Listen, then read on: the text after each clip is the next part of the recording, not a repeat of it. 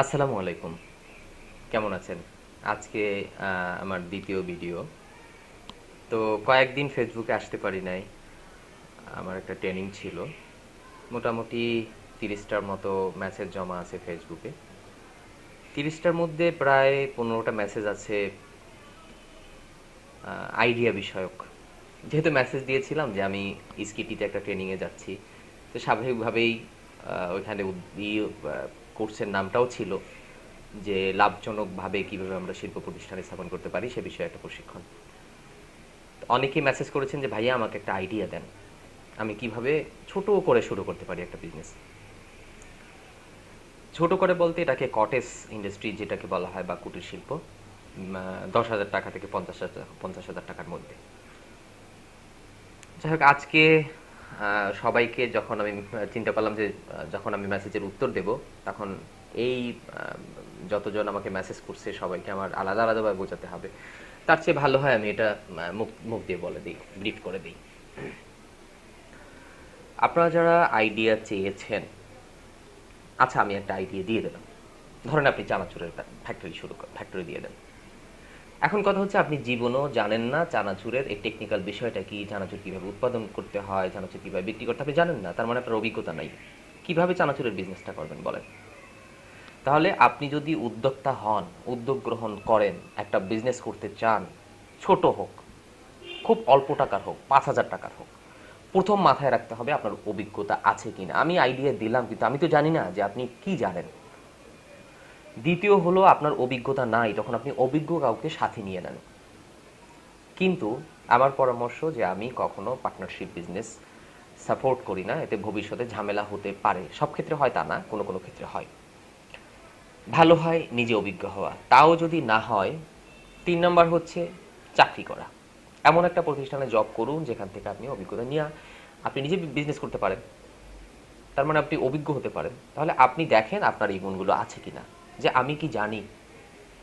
তারপর বলেন যে আমাকে মেসেজ করতে পারেন যে ভাইয়া আমি এটা জানি, আমার এই অভিজ্ঞতা আছে, এখন আমি কিভাবে শুরু করব। আইডিয়া সবাই দিতে পারে, গুগলে সার্চ দেন, প্রচুর পরিমাণে আইডিয়া আছে। ভাই এটা করেন, ওটা করেন, এটা করে অমুকে কোটিপতি হয়ে গেছে, এটা করে অমুকে বিশাল বিশাল কিছু করে ফেলছে। তা আপনি কি পারেন বা আমি কি পারি? বিষয় তো এটা। আমি যা পারবো না ওটা তো আমি করতে পারবো না। আচ্ছা ধরি আপনার অভিজ্ঞতা আছে, আমি আইডিয়া দিলাম চানাচুরের আইডিয়া, আপনার ভালো লাগছে। এখন আসেন চানাচুর উৎপাদন করে আপনি কোথায় বিক্রি করবেন? আপনার তো বেচতে হবে। বিজনেস মানেই তো বিক্রি করা হয়, সেটা পণ্য হতে পারে, সেবা হতে পারে। বাজারে তো আমার কম্পিটিটর কে আছে আমার দেখতে হবে, কার কার সাথে আমার লড়তে হতে পারে। চানাচুর আছে, বোম্বের চানাচুর আছে, বোম্বে সুইটসের, প্রাণের আছে, রুচির আছে, এখানে ঝাল চানাচুর আছে, এখানে আলাদা আলাদা ফ্লেভারের বারবিকিউ আছে। তা আপনার প্রোডাক্টটা কেন মানুষ নেবে? আপনার এক্সট্রা কি আছে, আপনি কি দিচ্ছেন, এটাও চিন্তার বিষয়। আপনার মানে যে পণ্যটা উৎপাদন করছেন কে ক্রয় করবে? এরা কি উচ্চবিত্ত, না মিডিয়াম, না নিম্নবিত্ত? দেখতে হবে। অনুযায়ী প্যাকেজিংটাও ওভাবে রাখতে হবে। তারপরে আছে এর জন্য কি কি কাগজপত্র লাগে। যেমন চানাচুরের জন্য চানাচুর শব্দটা লিখলে আবার বিএসটি লাগবে, বাট ঝুড়ি বাজা যদি লেখেন সম্ভবত বিএসটির মনে হয় লাগবে না, ঝুড়ি বাজা বা আদার কিছু। বিএসটির নির্দিষ্ট কিছু প্রোডাক্টের লিস্ট আছে, লিস্টের মধ্যে থাকলে আপনার বিএসটি লাগবে। তাহলে দেখা গেল যে প্রোডাক্ট উৎপাদন করার আগে আপনার যে চিন্তা করতে হবে বিক্রির চিন্তা। প্রথম কাজ হচ্ছে বিক্রি করা, আমি প্রোডাক্টটা বিক্রি করতে পারলাম কিনা। এবং এই পরিকল্পনাটা হলোই বিপণন পরিকল্পনা, করতেই হবে, এছাড়া বিজনেস করা যাবে না। ঠিক আছে, আপনি সুন্দরভাবে বিপণন পরিকল্পনা করে ফেললেন। এখন আসেন আপনার পরিকল্পনার মধ্যে রাখতে হবে কি কি পণ্য লাগবে, কত কম টাকায় ভালো পণ্য, কি কি মেশিনারিজ লাগবে, কত কম টাকায় ভালো মেশিনারিজ নিতে পারি। আপনার তো যতটুকু ক্যাপাসিটি ততটুকু করতে হবে। আপনি প্রোডাকশন নিয়ে চিন্তা করলেন, আসেন প্রোডাকশন পরিকল্পনা, তারপরে ম্যানেজমেন্ট। হ্যাঁ আপনি একা পারেন, চাইলে আরেকজনকে নিয়ে নিতে পারেন। ছোট ব্যবসা যেহেতু আপনি নিজে তৈরি করলেন, নিজেই অফিসের এমডি, ম্যানেজিং ডিরেক্টর, নিজেই মার্কেটিং ম্যানেজার, সবই নিজে, নিজেই প্রোডাকশন ম্যানেজার, হতেই পারে, কোনো সমস্যা নেই। যদি বড় হয় তখন একজনকে নিয়ে নেবেন। 4 নম্বর হচ্ছে টাকা পয়সার বিষয়।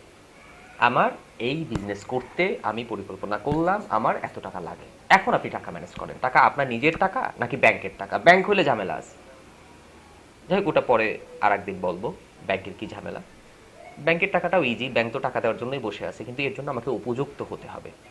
অথবা নিজের যদি টাকা থাকে, ব্যাংকের টাকার দরকার নেই, আমরা এভাবে বিজনেসটা শুরু করতে পারি। তাহলে দেখা গেলো যে আইডিয়া দ্বারাই কিন্তু সব কিছু হয় না, এই টোটাল পরিকল্পনাটাই হলো বিজনেস প্ল্যান। এখানে যদি আপনি মনে করেন যে না আমি আপনাকে হেল্প করতে পারবো, আমার সাথে সরাসরি দেখা করতে হবে, আমার বুঝতে হবে আপনার কি দরকার, কি আপনি চান, তারপরে কাগজে কলমে হিসেব করে আপনাকে কমপক্ষে 1 বছরের একটা পরিকল্পনা করতে হবে। আমি হ্যাঁ হেল্প করতে পারবো, কোনো সমস্যা নেই। অথবা আপনি চাইলে কোনো কনসালটেন্সি ফার্ম আছে, ওদের সাথে যোগাযোগ করতে পারেন। আর সবচেয়ে ভালো হয় নিজে করা। নিজে যদি করতে চান, হেল্প করার জন্য বাংলাদেশে একটা ভালো প্রতিষ্ঠান আছে, স্কিটি, সরকারি প্রতিষ্ঠান। আপনার মনেই হবে না এত আন্তরিকভাবে তারা শেখায়, যেটা সরকারি কোনো প্রতিষ্ঠান এরকম শেখায়। আর একটা আছে এসএমই ফাউন্ডেশন, যোগাযোগ করতে পারেন তাদের সাথে, বিসিকে যোগাযোগ করতে পারেন। সো আমরা বুঝলাম কি, যে বিজনেস করতে হলে এত সহজ না, টাকা আছে ব্যবসা শুরু করে দিলাম। আমরা যে ভুলটা করি, বাবা আমাকে টাকা দাও বিজনেস করব। কি বিজনেস করব, প্রোডাক্ট সম্পর্কে আমার ধারণা আছে কি না, কোথায় বিক্রি করব, আমার বিক্রির এরিয়া কোথায়, টার্গেট পিপল কার, আমি কিচ্ছু জানি না। কি বিজনেস করব? বিজনেসটা খুব সহজ, খুব জটিল। অনেকেই আছে একটা বিজনেস করে, প্রচুর টাকা তার প্রফিট হয়েছে, লাভ হয়েছে, আরও ব্যবসা বৃদ্ধি হয়েছে, সে কোটি কোটি টাকার মালিক হয়েছে। সেম বিজনেস করে আরেকজন ধরা কেন? এই যে ব্রেনে চিন্তা করে নাই যে আমি কি বিজনেসটা করব। যাই হোক, আমার মনে হয় উত্তরটা পেয়ে গেছেন আপনারা। অসংখ্য ধন্যবাদ যারা এতক্ষণ দেখলেন। আল্লাহ হাফেজ।